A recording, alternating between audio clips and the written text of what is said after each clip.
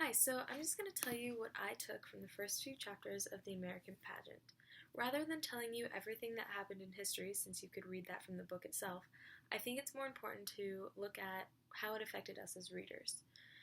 This is what I took from these readings. From the time that Columbus stepped foot into America in 1842 to the time that the Patriots declared their independence in 1776, hypocrisy was a theme that poisoned the people of America. I think that we have to go back to the lessons we learned with Howard Zinn, and remember that the English colonists were not the only ones in the newfound land, and who exactly gave them the power to go there, kick out the already existing inhabitants, and then claim it as their own to the point of proclaiming their own independence in the later years. So, as I continued through the readings, I had these bigger, not so common ideas in mind.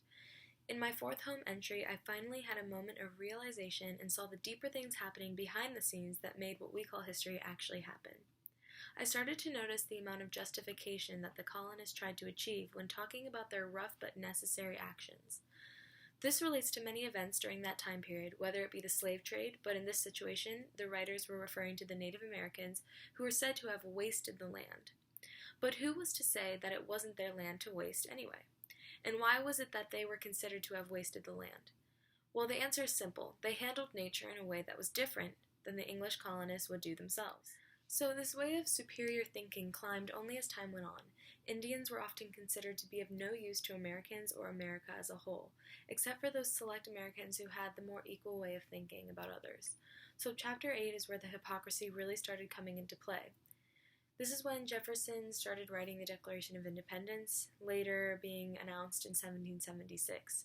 The Declaration was a bunch of written grievances regarding King George III, and it described how Jefferson and all the other Americans needed their natural rights back of being human, not just their British rights, but their rights given to them from birth.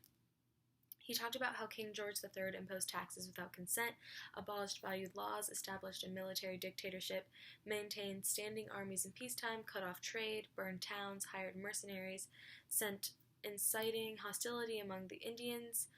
And I feel that this is all very hypocritical. It might have annoyed the Americans, but when you're looking at the whole situation as a whole, the Americans wanted something that they took away from the already living people of America, the Indians.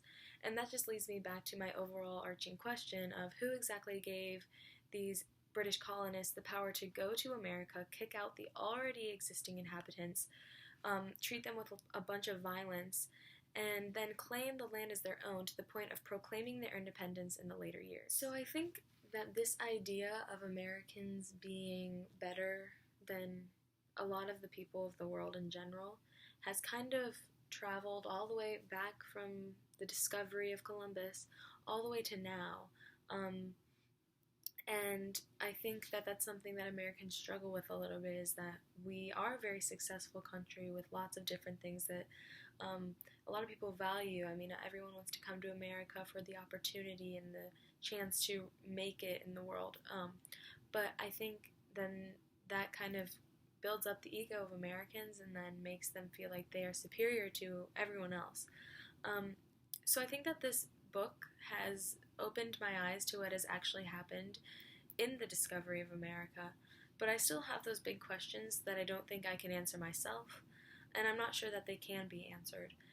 But I guess that's why we are in AP US History, especially with Mr. Squires, so that we can try to better those answers and figure out those big questions with our outside of the box thinking, because it will take a lot more thinking than I think we're ready for. So that is what I took away from the first few chapters of The American Pageant.